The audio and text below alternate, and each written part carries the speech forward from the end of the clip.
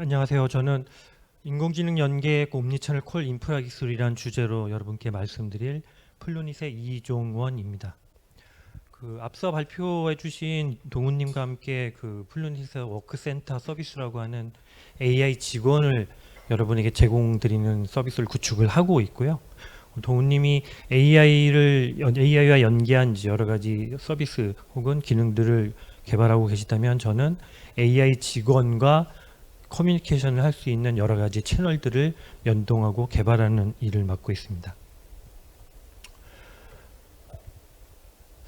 그래서 우선은 이제 채널에 대해서 좀 몇 가지를 여러분께 말씀드리려고 합니다. 그래서 여러분들은 싱글 채널, 멀티 채널, 크로스 채널, 옴니 채널 이런 채널에 관련된 단어들을 들어보셨을 텐데요. 이 채널들의 의미를 간단하게 말씀을 드려보면 싱글 채널은 하나의 소통 창구를 통해서 커뮤니케이션을 하는 형태를 말씀드립니다. 멀티 채널은 그런 소통 창구가 여러 개가 있다라는 의미가 되고요. 크로스 채널은 A라고 하는 소통 창구로 들어온 대화를 B라고 하는 소통 창구를 통해서 계속 이어갈 수 있는 형태를 말씀을 드립니다. 옴니 채널이라는 얘기는 좀 많이 들어보셨을 텐데요. 이제 주로 유통 관련해서 많이 들어보셨을 겁니다. 그래서 옴니 채널은 고객 중심으로 온라인, 오프라인, 인터넷 등등 다양한 채널을 모든 채널 연결을 하는 형태를 옴니 채널이라고 얘기를 하고요. 소비자에게 언제 어디서든 상품을 구매할 때 동일한 프로모션과 가격을 제공하는 고객과 연결된 모든 채널을 동일한 메시지를 전달할 수 있는 그런 형태를 보통 옴니 채널이라고 말씀드립니다. 이 중에 이제 대표적인 옴니 채널과 멀티 채널에 대해서 간단한 비교를 해보겠습니다.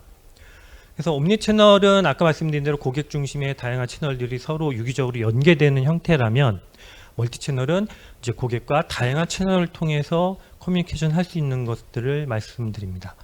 그래서 멀티 채널의 목표는 이제 최대한 많은 채널을 확보하는 게 목표가 되고요. 서비스에서 고객과 얼마나 다양한 채널을 통해서 커뮤니케이션을 할 수 있는가가 주된 목표가 됩니다. 하지만 옴니 채널은 모든 채널을 상호 연관시켜서 단지 많은 채널만을 확보하는 게 아니라 각 채널 전체에서 동일한 경험을 보장하고 동일한 서비스를 제공하는 것이 목표가 된다는 점이 다릅니다. 이렇게 이제 채널에 대해서 간단하게 설명을 드렸는데요. 저희 서비스에서 말하는 채널은 약간 의미가 조금 다릅니다. 그래서 저희 서비스에서 말하는 채널은 저희가 대상으로 3가지 대상이 있는데 여러분들에게 제공하는 AI 직원 그리고 비즈니스 고객, 즉 비고객 그리고 비즈니스 고객의 고객인 커스터머, C고객 이렇게 3 형태의 대상으로 해서 커뮤니케이션을 할 수 있는 수단을 저희는 채널이라고 정의하고 있습니다. 그래서 화면에 보시다시피 채널에는 전화, 콜이라고 보통 통칭하죠. 그 다음에 카카오 상담톡 혹은 이메일이나 문자 SMS, LMS, MMS 여러 형태가 있습니다. 그리고 챗이나 혹은 카카오 상담통, 네이버 톡톡 그리고 여러분들이 많이 이용하시는 소셜 미디어 이런 모든 것들이 다 채널이 될 수 있고 뒤쪽에 보시면 더 많은 다양한 채널들을 저희가 커뮤니케이션 수단으로서 이용할 계획이 있습니다. 먼저 이제 커뮤니케이션 타입에 대해서 간단하게 2 형태로 저희는 분류를 했습니다. 하나는 일방향성의 커뮤니케이션, 보통 이제 메시지 형태로 많이 전달이 되는데요. 고객이 서비스 주체한테 전달하거나 반대로 서비스가 고객한테 어떤 걸 알리거나 혹은 유도할 때 보내는 메시지 형태가 되겠습니다. 그래서 이런 메시지의 대표적인 채널로서는 SMS, LMS, MMS와 같은 문자 그리고 여러분들이 요즘 많이 받으시는 카카오 상담톡 혹은 친구톡과 같은 메시지 형태가 있겠고요. 2번째는 이제 단순히 일방향의 커뮤니케이션이 아니라 상호 간에 서로 커뮤니케이션을 주고받는 컨버세이션 형태의 커뮤니케이션이 있겠습니다. 가장 대표적인 게 전화가 되겠고요. 전화 외에도 채팅이나 혹은 카카오 상담톡 같은 한 사람이 얘기하면 반대편 사람이 그걸 듣고 바로 이어서 얘기하고 이제 이런 것들을 컨버세이션으로 저희는 정의를 하고 있습니다.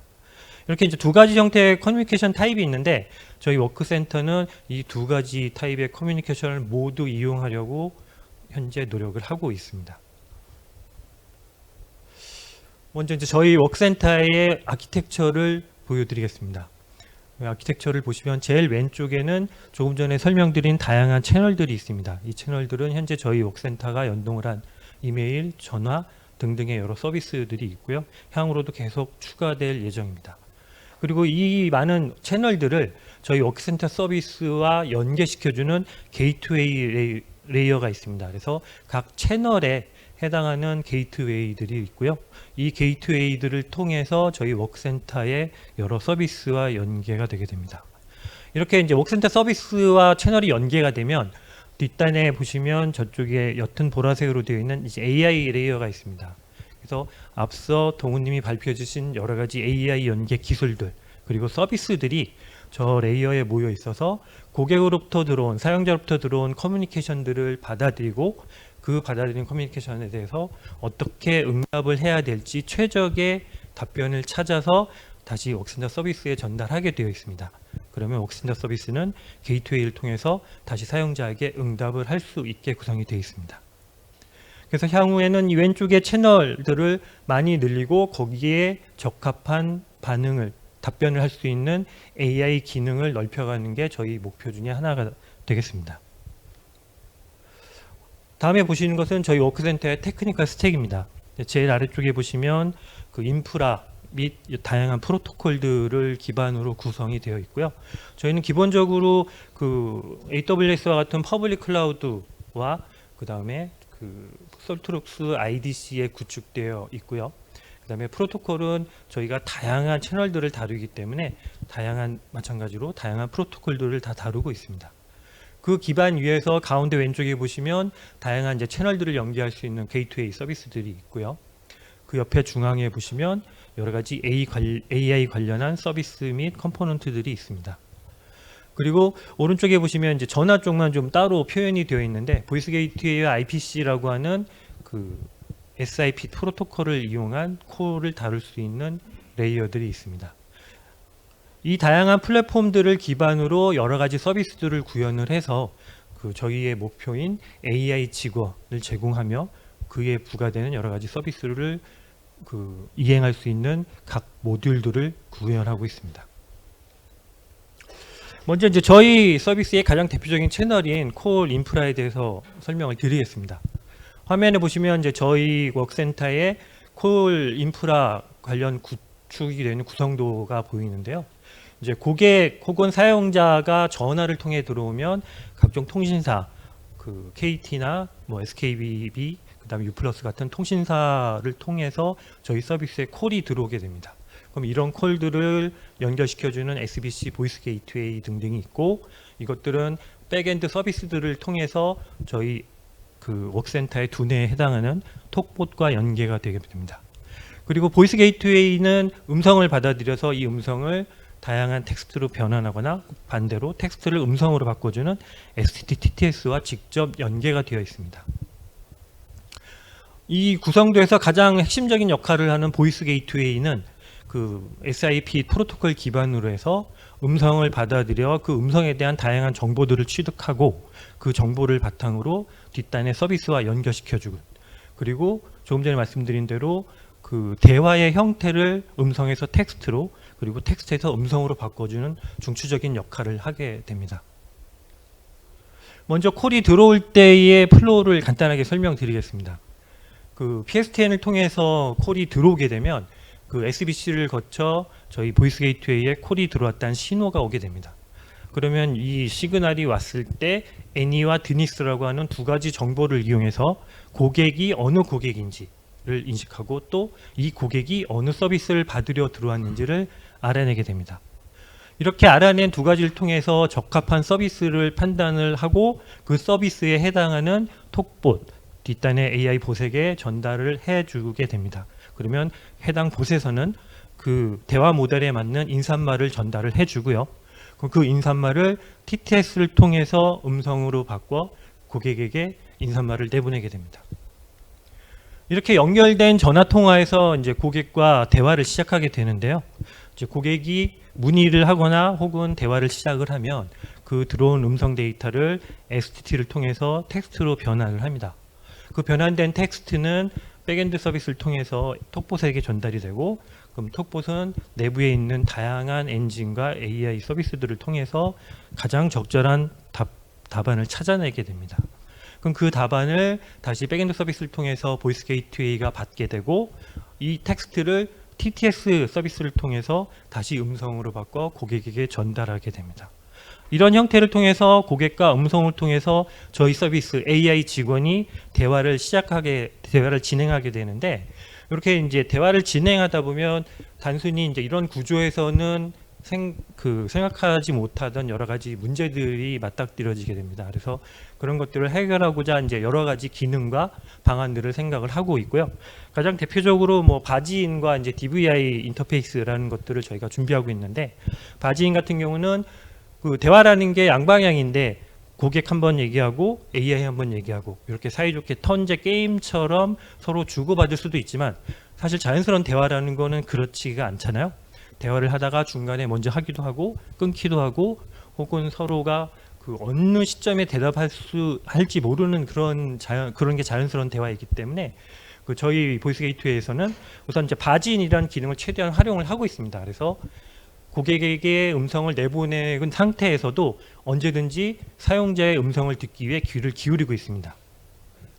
그런데 이제 이런 식으로 항상 귀를 기울이다 보니까 너무 예민해서 그 사용자는 이렇게 말하려고 하는 의도가 아닌데 그 보이스 게이트웨이 쪽에서 끊어져서 의도가 넘어가서 잘못 의도가 파악되기도 하고, 혹은 더 길게 고객의 얘기를 들어야 의도 파악이 되는데 중간에 쉬는 시간이 들어와서 끊어져서 넘긴다든가, 반대로 너무 긴 얘기를 중간에 그 보이스 게이트웨이가 끊어서 넘어간다든가, 뭐 이제 이런 여러 가지 상황이 발생할 수 있기 때문에 저희는 이제 그 내부적으로 AI 랩스와 함께 DVI 인터페이스라는 것들을 준비를 해가고 있습니다.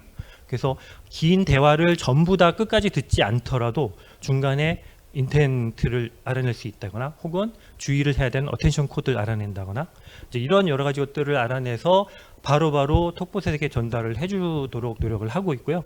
이렇게 고객과 빠른 어떤 인텐션 파악 및 답변을 줌으로써 좀 더 자연스러운 대화를 하려는 노력을 하고 있습니다.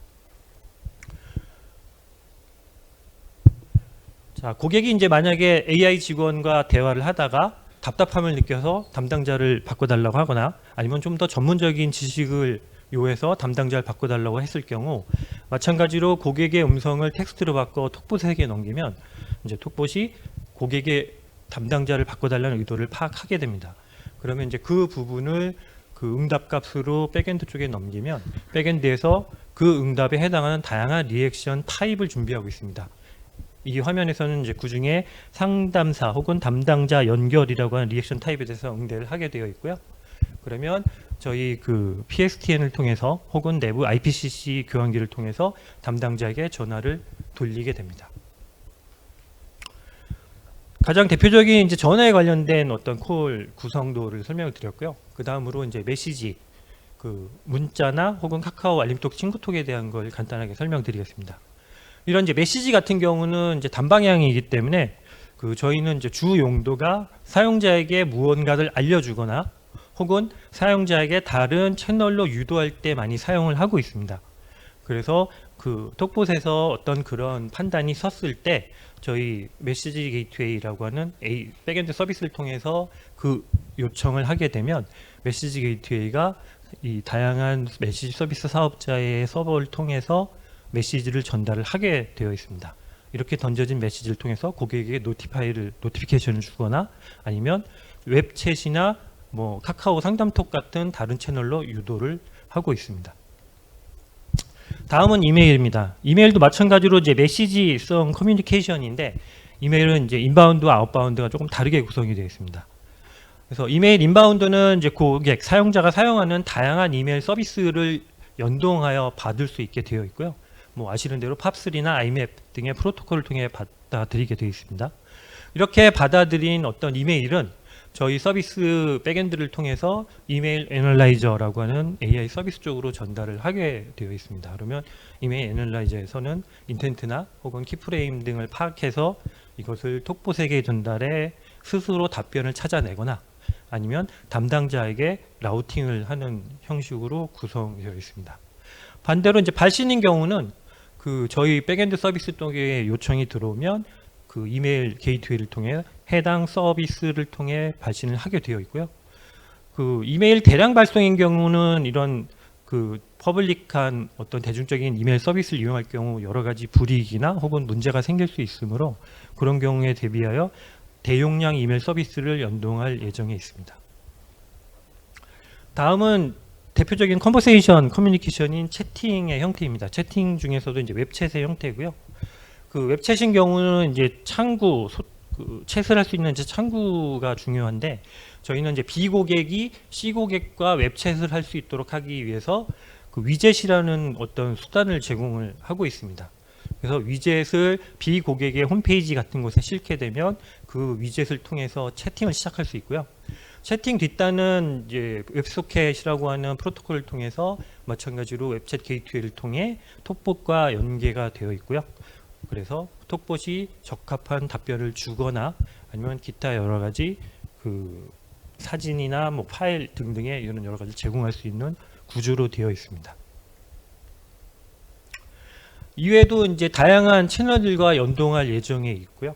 뭐 카카오 상담통, 네이버 톡톡과 같은 어떤 그 채팅의 형태, 그리고 소셜 미디어, 인스타그램이 가장 대표적으로 소셜 미디어를 통해서 소통을 할 수도 있고, 혹은 웹RTC나 아니면 키오스크를 통해서도 마찬가지로 사용자와 대화를 할 수 있게 할 예정입니다. 이 중에서 이제 웹RTC에 대해서만 간단하게 설명을 좀 더 해드리면, 웹RTC는 아시다시피 브라우저에서 그 리얼타임 커뮤니케이션을 할 수 있도록 해주는 웹 표준입니다.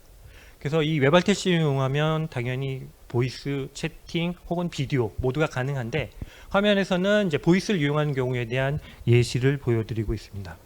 그래서 웹RTC 보이스 게이트웨이를 이용을 해서 이제 웹RTC를 이용한 클라이언트, 보이스 클라이언트를 그 통신을, 커뮤니케이션을 할 수 있도록 해줍니다. 근데 이때 웹RTC 클라이언트들끼리만 통신을 하는 게 아니라 저희 보이스 게이트웨이와 SIP 프로토콜로 연계를 하게 되면 이렇게 웹RTC 보이스를 통해서 들어온 콜들을 상담사나 혹은 기존의 그 인프라를 그대로 이용해서 톡봇과 연결을 하여 답변을 해드릴 수 있습니다. 지금은 화면에는 보이스만 이제 예시가 되어 있는데 실제 비디오나 혹은 채팅도 마찬가지로 구성이 가능하며 이 앞서 설명한 여러 가지 스트럭처를 그대로 이용할 수가 있게 됩니다. 이처럼 웹RTC는 좀 향후 다양한 활용성이 있을 것으로 보여 저희가 그 내년에 이 활용도에 대해서 충분히 고민하고 구현할 예정입니다. 이렇게 이제 여러 가지 채널들을 저희 서비스에서 연결하다 보면 이제 두 가지 채널 전략에 대해서 고민을 하게 됩니다. 하나는 얼마나 많은 채널들을 저희가 연결을 할 것인가. 채널이라는 게 참 수도 없이 많고 그 유행하는 그때그때 유행하는 채널들이 바뀌기 때문에 그 유행하고 혹은 고객이 원하는 채널들을 계속 붙이다 보면은 수많은 채널을 붙이게 됩니다. 그럼 과연 저희는 얼마나 많은 채널들을 연결을 해야 되는가 하는 고민이 하나 생길 수 있고요. 또 하나는 이제 얼마나 깊게 연계하느냐의 그 고민이 있습니다. 그래서 대표적으로 콜만 얘기를 하더라도 발신만 연계할 수도 있지만 수신 발신을 다 연계할 수도 있고, 또 수신에서도 또 여러 가지 다양한 형태로 그 연계가 가능합니다. 발신도 뭐 그 ACS를 통한 캠페인을 연계해서 발신을 한다든가, 혹은 각각의 그 발신에서의 또 더 많은 어떤 깊숙한 서비스를 제공한다든가, 이처럼 이제 얼마나 깊게 채널과 연계를 해야 되는가라고 하는 고민이 있게 돼서 채널, 옴니 채널 전략에 있어서 저희는 항상 이제 두 가지 고민을 항상 하게 되어 있는데요. 저희가 이 부분에 대해서 이제 고민을 하다가 어느 정도 이제 저희가 그 결론을 내린 하나는 이제 고객 경험을 극대화할 수 있는, 저희는 이제 저희 사용자 경험을 극대화할 수 있는 방향으로 채널 전략을 잡으려고 하고 있습니다. 그래서 얼마나 많이 그리고 얼마나 깊게 라는 부분에 있어서 조금 더 중요한 부분은 저희의 사용자들이 얼마나 편하게 그리고 얼마나 자연스럽게 저희 서비스, 저희 AI 직원과 대화할 수 있는가를 중점적으로 이렇게 전략을 잡아 나가려 합니다. 하여 이제 이 세상에 있는 모든 채널을 다 이용해서 커뮤니케이션하는 게 목표가 아니라 저희는 저희 AI, 저희가 제공하는 AI 직원이 다양한 그리고 이 편하고 그 다음에 자연스러운 커뮤니케이션을 제공을 해서 사용자와 함께 여러 가지 커뮤니케이션을 하고자 하는 게 목표라고 말씀을 드릴 수 있겠습니다. 예, 막판을 이용해서 저도 좀 잠깐 광고 좀 하면, 저희 팀이 그 앞서 발표하신 그 동훈님과 함께 같이 워크센터 서비스를 구축을 하고 있습니다. 그래서 이제 동훈님이 AI 관련한 부분들을 맡고 계시다면, 저희는 이제 금방 말씀을 드린 여러 가지 채널, 그리고 백엔드 서비스, 여러 가지 AI 연계 서비스들에서 개발을 하고 있습니다. 그래서 저희 주요 업무는 화면에 있는 대로 옴니채널 인티그레이션 또 혹은 게이트웨이 서비스 개발이고요. AI 연계 백엔드 서비스 개발도 하고 있습니다. 그래서 저희는 자율성과 책임감 있는 개발자, 지속적인 학습과 능동적인 기술, 그리고 함께 개발한 즐거움을 아는 개발자가 되려고 노력하고 있습니다. 하여 이런 부분에 혹시 관심 있으시다면 저희 플루닛 워크센터 서비스에 연락을 해주시면 언제라도 즐겁게 대화를 할 수 있을 것 같습니다. 제가 준비한 내용은 여기까지고요. 혹시라도 더 궁금한 게 있으시다면 언제라도 저희 쪽에 연락을 해주시면 감사하겠습니다. 수고하셨습니다.